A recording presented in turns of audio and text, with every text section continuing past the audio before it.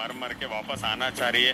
पहले रितेश को बोलो, मैं रितेश का नाम भी लेके उसको बात नहीं करना चाहता। दो लोगों ने मिलके मेरे से करोड़ों रुपए ठगे हैं। रितेश को बोलो जो पहले ऑलरेडी शादीशुदा उसकी बीवी को नहीं रख सका, वो ऑलरेडी वो बीवी को ऐसे ही छोड़ दिया खुले मैदान में कि वो आके उसकी बीवी हम लोगों को ठग के हमारे से लूट के चले गई है। राखी के ऊपर रितेश का हाथ है, राखी का हाथ रितेश के ऊपर है, ये मुझे पता नहीं। ठगने लूटने इसके अलावा भी जिंदगी है। सोसाइटी में कुछ अच्छी जिंदगी करो। लाइफ बहुत अनसर्टेन है।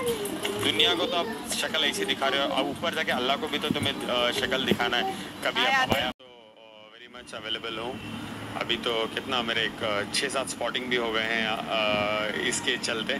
ऐसा बिल्कुल भी नहीं है। देखो कोई भी समन भी मुझे नहीं इश्यू हुआ है। समन क्यों इश्यू होगा जब मैं कोर्ट में नहीं हूँ? मैं हर हमेशा प्रॉपर डेट पे जाता हूँ। हाँ, अगर आप बेल कैंसिलेशन का एक वर्ड बोलूँगा, मैं थोड़ा बताऊँगा मैं आपको, बिकॉज मैं आपको अभी कंटेस्ट में आप लोगों के साथ नहीं कर सकता, बिकॉज बहुत सारे लोगों को नहीं पता होता है। एक बार चार्जशीट फाइल होने के बाद बेल कैंसिलेशन नहीं होती है, केस का ट्रायल स्टार्ट हो जाता है।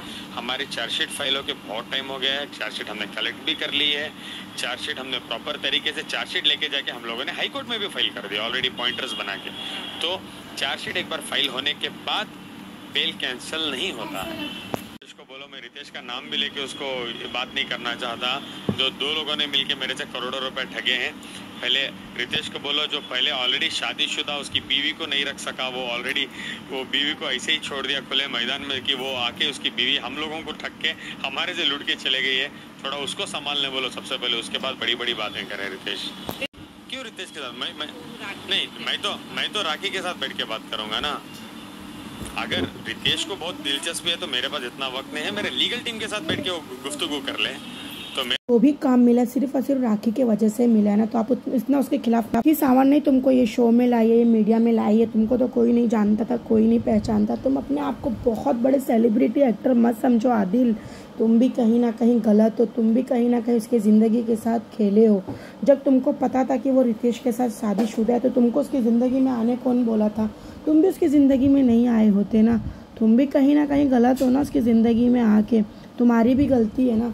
तुमको आना ही नहीं चाहिए था उसकी ज़िंदगी में। क्यों आए? तुम्हारी गलती है। उसने तो ज़बरदस्ती। सिक्योरिटी, उनके वॉचमैन, सबके साथ हमारे ताल्लुकात हैं।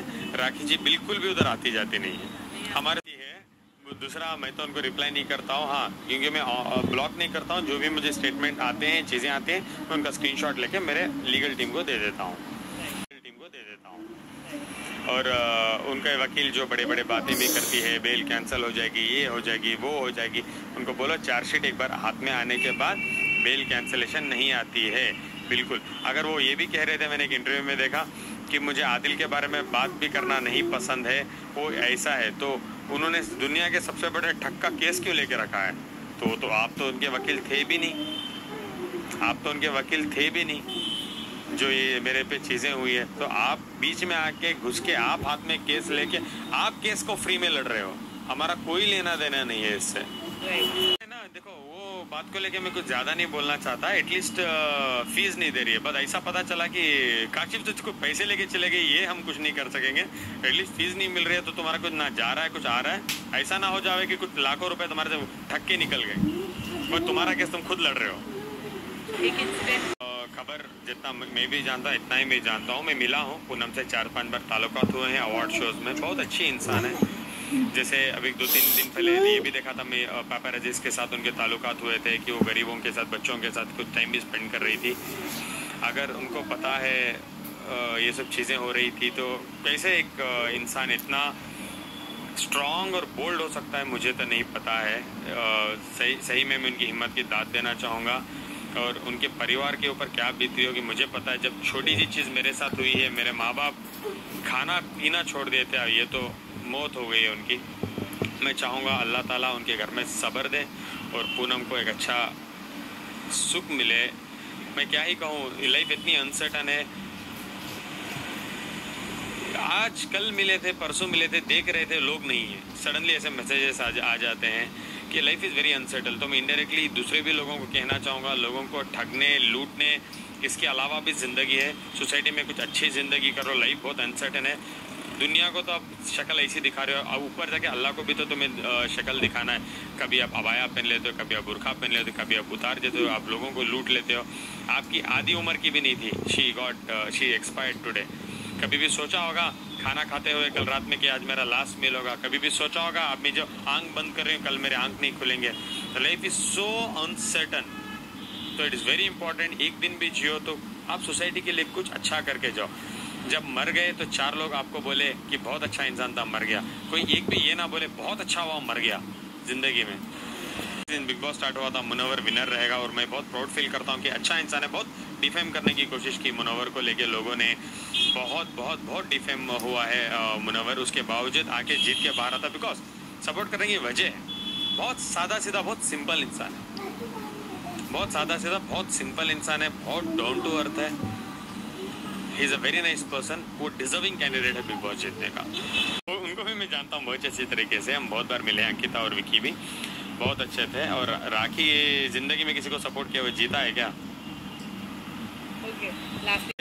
पास ज़्यादा तवज्जो दो, 24 घंटे दिन में होते हैं, 1 घंटा फिटनेस के लिए दो, अच्छा खाओ और टेस्ट करवाते रहो। जो भी हो ना कभी भी जाके टेस्ट करवाते रहो। जैसे कैंसर जैसी चीज़ है, फर्स्ट स्टेज सेकंड स्टेज में आपको पता नहीं चलते, थर्ड फोर्थ स्टेज में पता चलते, तो रेगुलर टेस्ट करवाते रहो। महीने में 1 बार, 6 महीने में 1 बार टेस्ट करवाते रहो और प्लीज़ थोड़ा फिटनेस के तरफ तवज्जो ज़्यादा दो।